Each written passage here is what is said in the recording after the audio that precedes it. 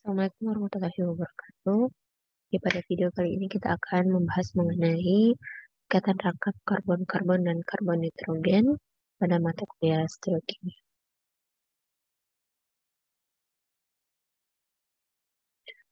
Capaian pembelajaran untuk materi ini adalah mahasiswa diharapkan mampu menentukan stereokimia ikatan rangkap karbon-karbon dan karbon nitrogen berdasarkan struktur tiga dimensinya dengan tepat. Kita lihat yang bagian pertama yaitu ikatan rangkap karbon-karbon. Kita kenal bahwa ikatan rangkap karbon-karbon kita sebut sebagai golongan alkena. Jika dia memiliki dua ikatan rangkap karbon-karbon dalam satu molekul, maka kita sebut sebagai diena. Nah, karbon yang membentuk ikatan rangkap adalah karbon atom karbon yang memiliki hibridisasi sp2.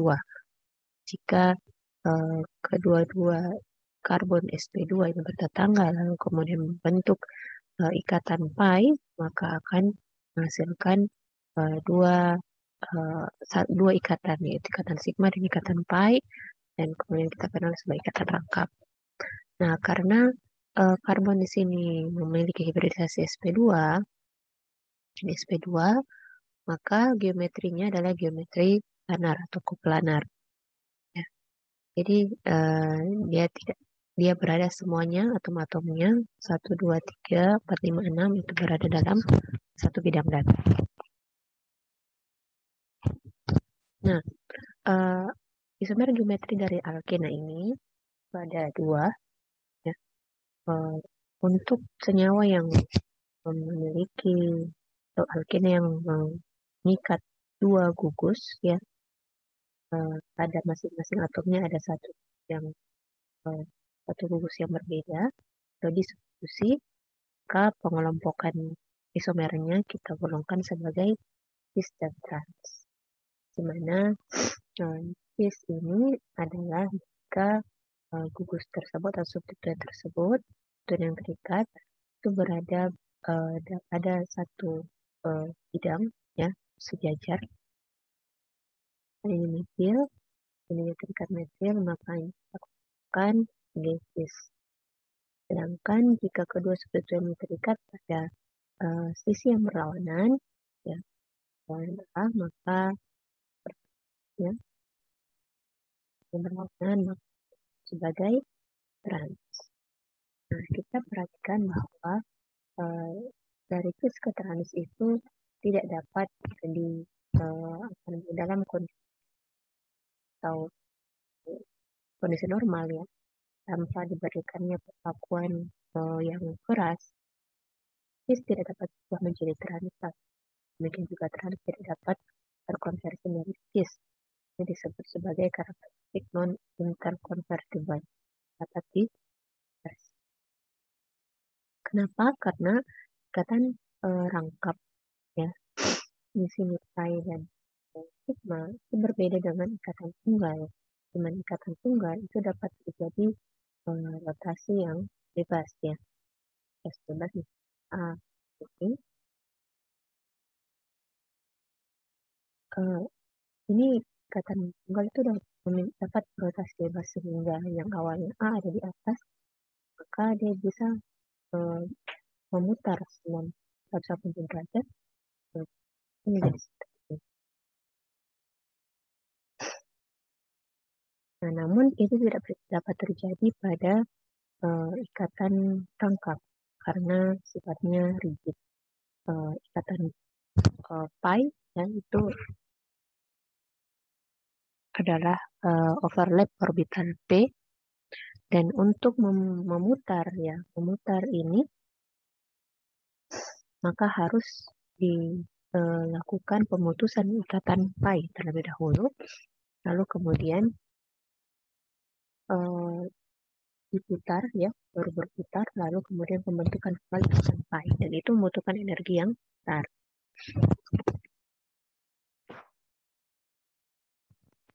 Nah, untuk menggambarkan alkena itu kita dapat menggunakan dua cara. Baik, pertama kita menuliskan yang biasa saja, ya, menggunakan garis yang sama-sama lurus. Ini jika kita melihatnya dari atas, ufuk atas.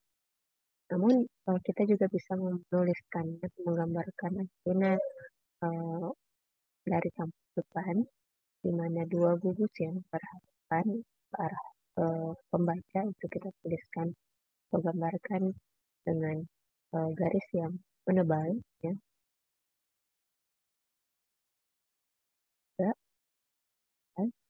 dan gugus atau substituen yang menjauhi pembaca itu dituliskan katanya dalam bentuk garis uh,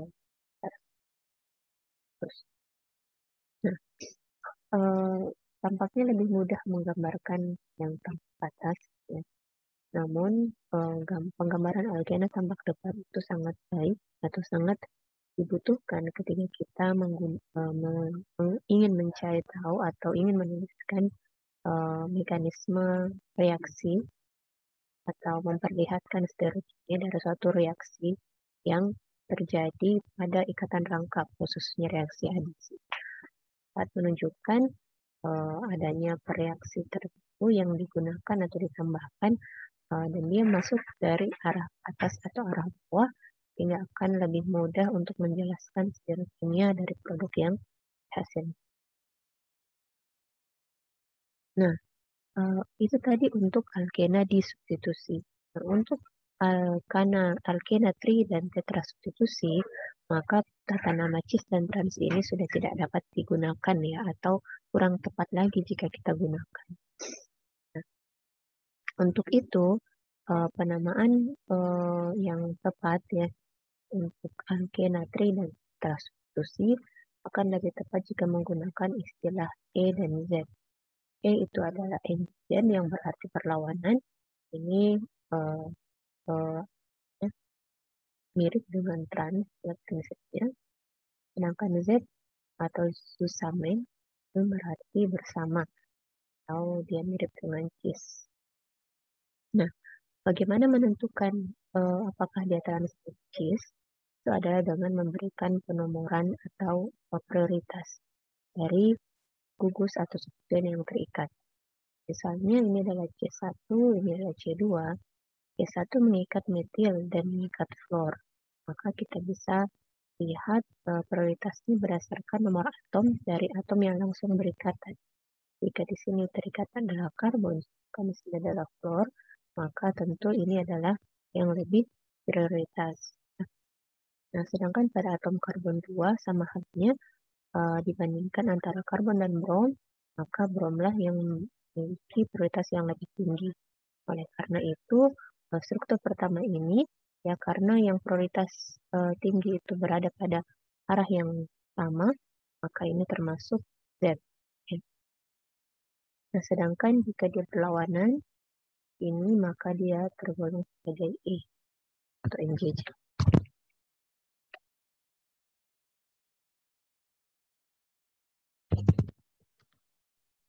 Nah, dibandingkan dengan antara cis dan trans atau Z dan E ini, kestabilannya berbeda, ya. Jadi kestabilan dari isomer cis trans atau E dan Z itu berbeda. Contohnya jika kita lihat dari panas hidrogenasi dari 2-butena. Z2-butena atau cis-2-butena ini ketika dia dihidrogenasi maka akan melepaskan kalori sebesar minus 115 kilojoule per mol. Dan E atau trans 2-butena ini panas hidrogenasinya sebesar minus 115,5 kJ per mol. Dan nilainya kurang lebih memiliki selisih sebesar 4 kJ per mol. Dan maka dengan kata lain,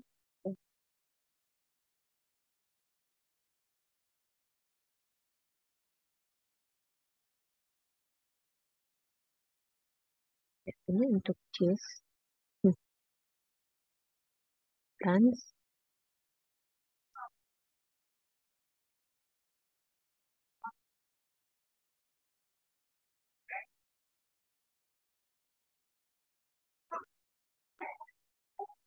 kita lihat bahwa faktanya itu menunjukkan bahwa trans itu lebih stabil ya. Trans lebih stabil dibandingkan cis. Nah, yang dapat menjelaskan fakta ini adalah adanya metil yang berada pada arah yang sama ya ini. Nah, metil ini karena arahnya sama maka posisinya berdekatan. Karena dia berdekatan maka akan menyebabkan kurang stabilnya ya atau tolakan awan elektron pada gugus metil. Kalau kita lihat gambaran di sini mungkin tidak terlalu dekat kita lihat, namun ya kita membuat gambarnya ya melihat awan elektronnya di mana karbon ini mengikat 3 atom hidrogen dan karbon yang satunya juga 3 atom hidrogen dan ikatan karbon itu dapat berotasi ya. Maka kalau kita gambarkan ini mungkin lebih jelas kan.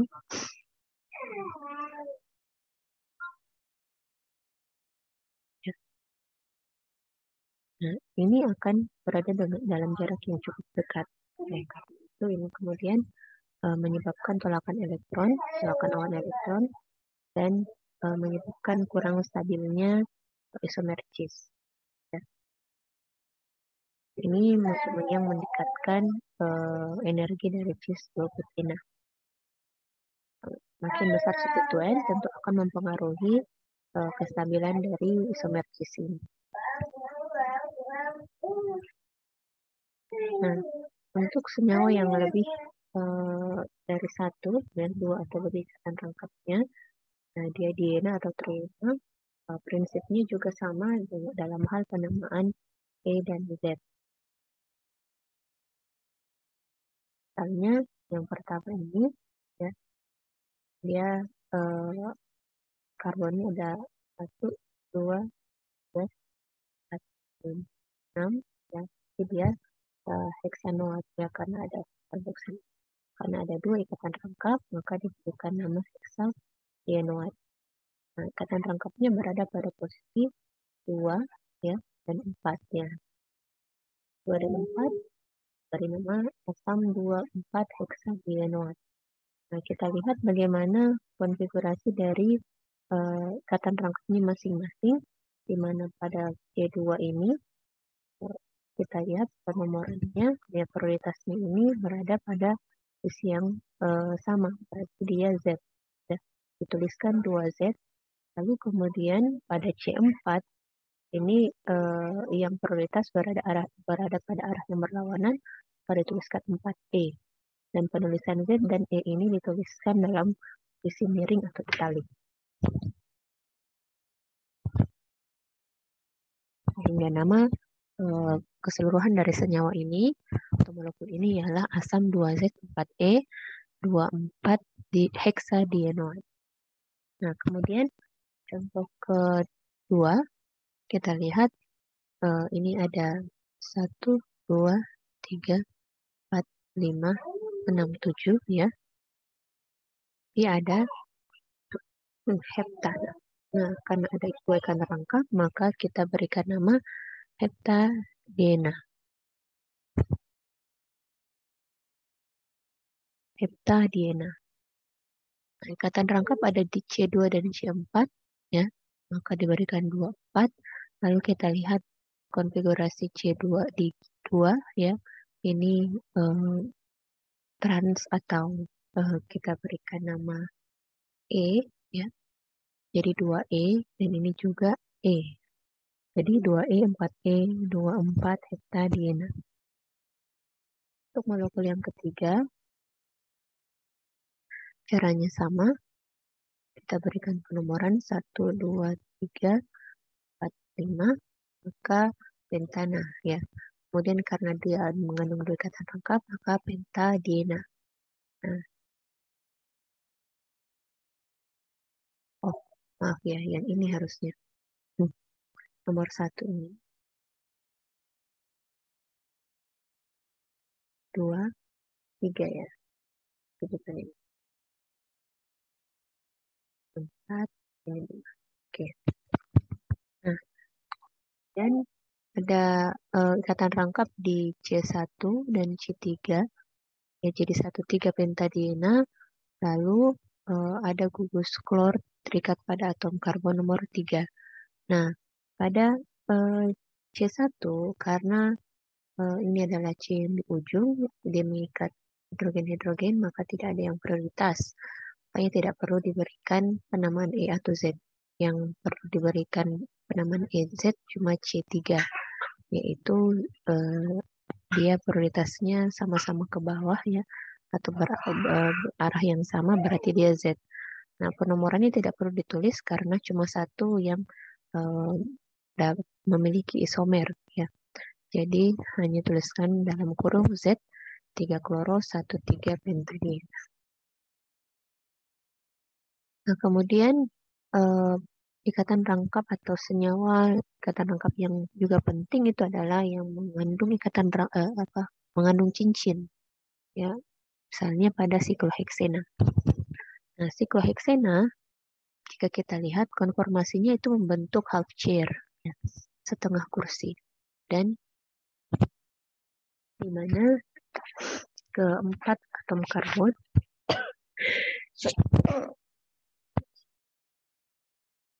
keempat atom karbon C6, C1, C2, dan C3 ini berada pada geometri planar ya. Hanya C5 dan C4 saja yang keluar bidang. Nah, meskipun dalam bentuk cincin, C5 dan C4 ini dapat berputar posisi atau berganti posisi, di mana C5 dapat berada di posisi bawah, naik ke atas ya, dalam suhu ruang. Jadi dia tetap masih bisa bergerak. Ini yang kemudian kita lakukan dia sebagai interconvertible.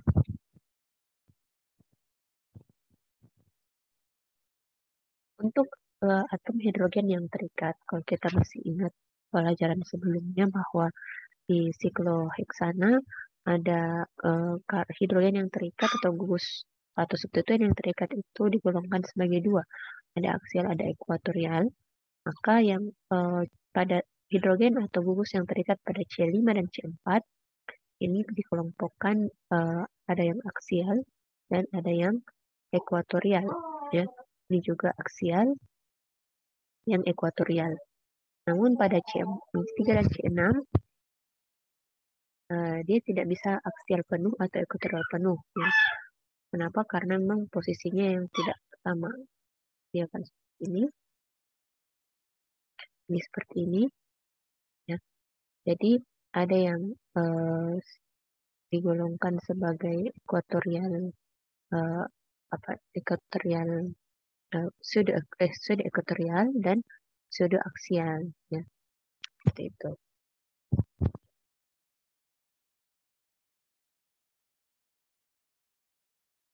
Nah, untuk sikloheksena sendiri itu konfigurasinya tidak lain adalah cis alkena, jadi dia harus cis. Dia tidak dapat membentuk konfigurasi yang trans karena rantainya tidak cukup panjang untuk ikatan lengkapnya berkonfigurasi trans.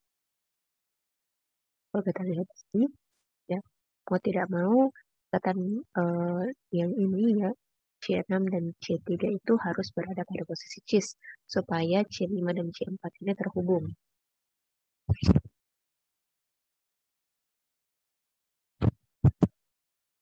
Jika kita gambarkan dari atas, maka strukturnya harus seperti ini. 1, 2, 3, 4, 5. Ya, jadi C6 dan C3 itu harus berada pada posisi cis. Nah, ada juga cincin ya yang mengandung ikatan rangkap, di mana ikatan rangkapnya dapat berkonfigurasi trans. Namun yang paling kecil ya, monosiklik yang kecil itu adalah transiklooctena. Dia mengandung cincin 8. Ini yang yang memungkinkan Cincin tersebut memiliki konfigurasi trans pada ikatan rangkap keduanya.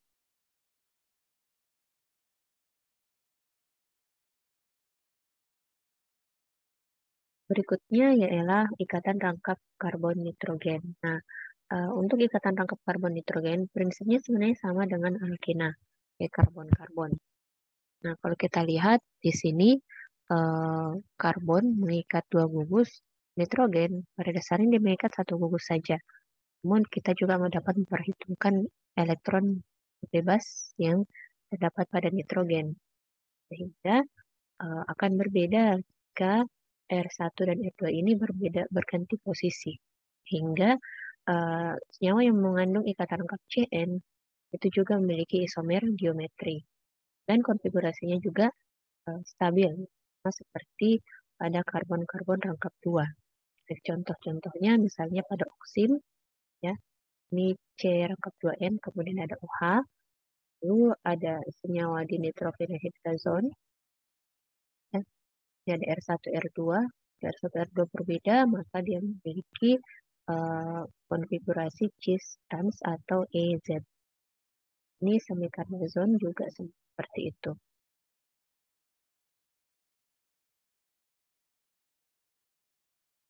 Baik, ya. Jadi untuk prioritasnya sama prinsipnya seperti ikatan pada alkena, dan untuk pada posisi N, ya, pada atom N ini, maka elektron bebas Cn, ya, itu apa, memiliki prioritas yang paling rendah, ya. Jadi tentu ini yang prioritas. Jadi tergantung posisi R1 dan R2-nya saja. Ya, kalau R2 ini lebih prioritas, maka dia memiliki konfigurasi cis atau Z, ya. Kalau yang R1 yang prioritas berarti dia trans atau E. Nah, senyawa berikutnya yang sama, ya, prinsipnya dengan cara pembuatan itu adalah amida. Nah, sekilas kita lihat struktur amida, di mana N mengikat karbon, dan karbon ini membentuk ikatan rangkap dua dengan oksigen, ya. Jadi ada karbonil yang mengikat nitrogen. Nah, sekilas kita lihat bahwa nitrogen dan karbon ini, ya, ikatannya tunggal, jadi seharusnya didapat berotasi dengan bebas, hingga apapun gugus yang terikat pada uh, R, ya, terikat pada nitrogen ini, dan yang terikat pada karbon itu tidak dapat terpisahkan atau tidak membentuk isomer. Ya. Namun kenyataannya, faktanya adalah C NCO ini, terutama ya NCO ini itu berada dalam bidang planar. Demikian juga RR yang terikat. Geometrinya koplanar, ya, di mana N ternyata itu terhibridisasi sp2. Nah, apa yang menyebabkan dia terhibridisasi sp2? Jadi ada karakteristik di mana nitrogen itu dapat membentuk ikatan rangkap dengan karbon. Kenapa? Karena nitrogen memiliki aturan bebas, dan di sini ada ikatan rangkap, ya. Ada orbital, ada elektron pi, ya, orbital p di karbon dan oksigen, itu menyebabkan terjadinya delokalisasi elektron dari NCO, ya, kembali lagi OCN. Jadi elektron bebas di N di sini itu dapat berkonjugasi dengan ikatan rangkap karbon oksigen. Nah, sehingga nitrogen pada amida itu berkarakter positif dan ada karakter ikatan rangkap pada N dan C. Oksigen berkarakter negatif. Nah, hal ini yang menyebabkan ikatan nitrogen dan karbon, ya, itu tidak dapat berrotasi, ya. Dia tidak dapat berrotasi bebas. Nah, oleh karena itu gugus yang terikat pada nitrogen dan karbon ini dapat mempengaruhi konfigurasinya. Jadi dia memiliki isomer E dan Z atau cis trans. Nah, eh, sifat dari amida ini yang dapat mengalami delokalisasi elektron menyebabkan oksigen di amida ini memiliki karakter yang negatif, lebih negatif daripada karbonil yang lainnya, ya, misalnya keton atau aldehida. Nah, karena karakter negatif dari oksigen ini yang kemudian menyebabkan oksigen di amida itu dapat membentuk ikatan hidrogen yang sangat kuat. Nah, salah satu contohnya itu adalah pembentukan ikatan hidrogen pada makromolekul protein. Ya, jadi ikatan hidrogen intramolekul yang terbentuk pada pada protein itulah yang membentuk struktur alpha helix. Ya, membentuk struktur alpha helix oleh karena adanya tarik menarik ya antara hidrogen yang teraktivasi dengan oksigen pada amida. Ini seterusnya. Nah, fakta yang lain juga menunjukkan bahwa pengamatan NMR pada senyawa amida, ya, contohnya NN prime dimetilformamida, itu menunjukkan bahwa kedua metil yang terikat pada NN dimetilformamida ini pada suhu kamar itu lingkungannya berbeda. Ya, jadi metil-metil ini pada suhu kamar lingkungannya berbeda, berarti dia berada dalam lebih banyak ya dalam bentuk seperti ini. Ya, karena dia tidak dapat berotasi secara bebas, ya ikatan N dan karbonnya, makanya metil-metil di sini memiliki lingkungan yang berbeda. Namun ketika suhu dinaikkan, maka dia akan lebih dapat berotasi dengan bebas, sehingga metil-metilnya tidak dapat lagi dibedakan. Nah, yang tadi secara umum bahwa karena N karbon nitrogen dan karbon ini memiliki ikatan karakter ikatan rangkap, maka dia juga dapat memiliki dua konfigurasi, yaitu cis dan trans atau E dan Z.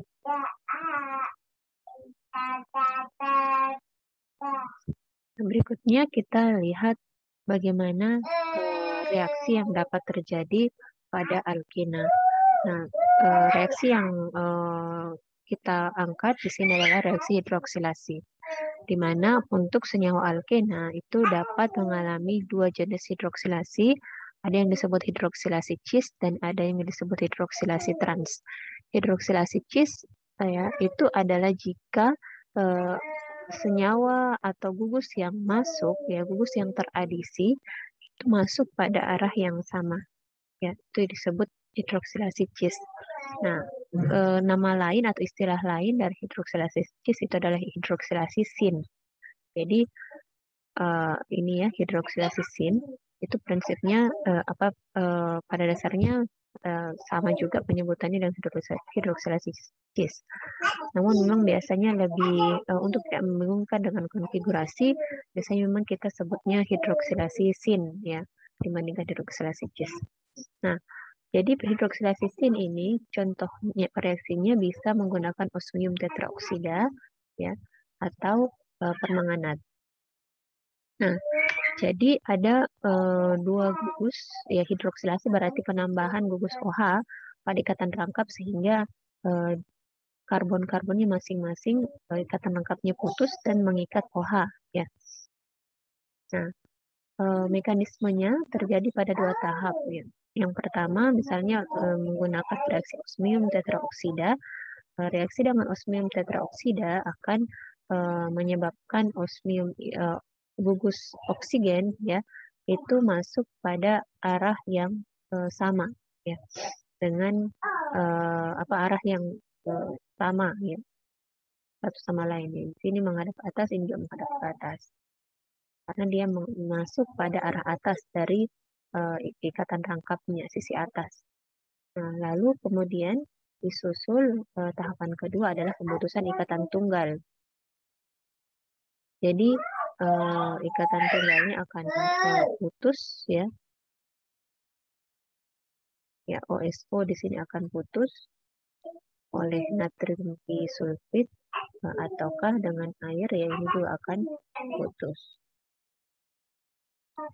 Ya, di sini putus, di sini akan putus sehingga akan membentuk dua gugus OH yang berikatan pada arah yang sama, ya. Dia sama-sama menghadap ke depan ini. Itu yang disebut hidroksilasi sin atau hidroksilasi cis. Nah, contoh hidroksilasi trans ya dapat dilihat atau hidroksilasi anti ya pada hidroksilasi menggunakan asam peroksi. Nah, tahapannya ada dua, di mana yang pertama itu adalah terjadi adisi oleh asam peroksi menghasilkan epoksida. Jadi ini kalau kita lihat dari arah tampak ke depan, misalnya asam peroksi ini menyerang dari arah sisi bawah ya. Jadi dia akan memberikan oksigen atau adanya transfer oksigen dari asam peroksi ke alkena sehingga terbentuk epoksida. Dia akan mengambil oksigen, ini akan terlokalisasi di sini, lalu oksigen akan mengambil lagi hidrogen. Jadi yang tertransfer itu adalah oksigen. Nah, ini akan membentuk ikatan dengan karbon sehingga membentuk epoksida. Nah, epoksida dalam kondisi asam ya, karena masih ada asam karboksila yang terbentuk, itu nanti akan mengalami pembukaan cincin epoksida. Ya, pembukaan cincinnya melalui protonasi di oksigen ya, yang akan mengalami protonasi sehingga melemahkan ikatan CO. Misalnya ini yang salah satunya, dan air, adanya molekul air akan mendesak karbon ya, karena ikatannya sudah lemah ya, sehingga ikatan CO-nya juga akan putus. Nah, sehingga akan terbentuk ikatan CO, dan kita perhatikan bahwa molekul air itu akan menyerang dari arah yang berlawanan dengan terikatnya oksigen di epoksida ini. Ya, otomatis dia akan menyerang dari arah yang belakang ya, arah yang sebaliknya. Jadi kalau oksigen ini menghadap ke atas, maka O ini akan menyerang dari sisi bawah. Ya. Oleh karena itu, itulah yang menyebabkan OH ya, dua OH ini berada pada sisi yang berlawanan. Ya. Ini berlawanan. Namun jika karbon-karbon ini dia dapat berotasi bebas, ya posisi OH ini tidak dapat teramati dengan jelas apakah dia masuk pada posisi anti ataukah dia sin. Nah, akan lebih jelas ketika kita lihat reaksi hidroksilase ini pada cincin ya, alkena atau misalnya sikloheksena. Nah, sikloheksena setelah mengalami oksidasi, maka kita bisa lihat posisinya ya, dia akan misalnya mengarah ke depan ya, mengarah ke arah ke depan pembaca. Maka dalam kondisi asam ya, karena ikatan C dan O ini lemah pada epoksida, itu akan air akan masuk dari arah yang berlawanan dengan ikatan CO ini. Otomatis dia akan menyerang ke arah belakang, lalu ini ya akan menyerang ke arah belakang pada karbon 1, lalu ikatan CO-nya akan putus. Nah, sehingga setelah melepaskan H plusnya ya, ini akan lepas H plus dari sini, ini H plus, OH akan berikatan atau terikat di sisi belakang, sedangkan OH yang dari epoksida ya tadi itu dia berikatan di sisi depan, sehingga konfigurasinya menjadi trans. Baik, nanti di dalam pertemuan kita Zoom kita akan bahas latihan untuk menentukan konfigurasi dari senyawa yang mengandung ikatan rangkap berikut ini. Silakan masing-masing, akan bahas bersama via Zoom. Terima kasih. Assalamualaikum warahmatullahi wabarakatuh.